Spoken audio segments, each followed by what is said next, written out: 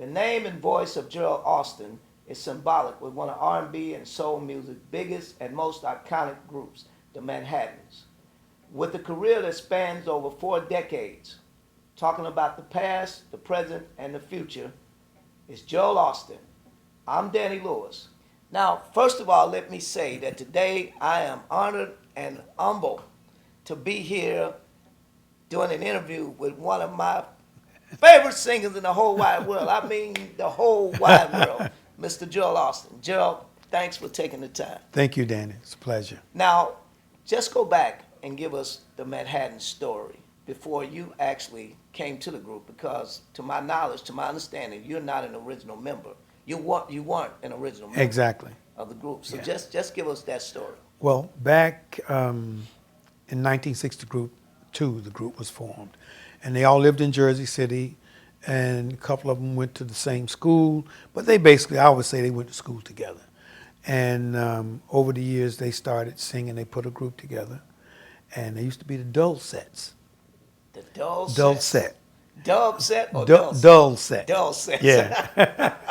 And then later on, as time passed, they became the Manhattans, which was, they named originally after the drink. But So not the borough. not then. Later on, as the years passed, we realized, we were total against the alcohol thing, drugs, and then we decided to change it to the skyline of New York, Manhattan skyline. And so from then on, that's what it became. But the original lead singer was George Smith. There was George Smith, Richard Taylor, Sonny Bivens, Kenneth Kelly, and Blue Lovett. And Smitty passed away in December of 1970. And they were doing a tour with the Supremes, and they were doing some college dates.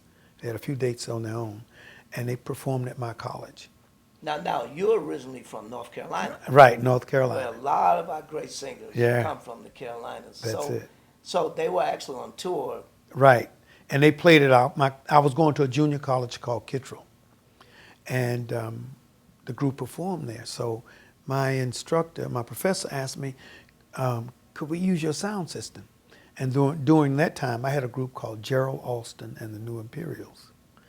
And so I set up my system, and I started singing.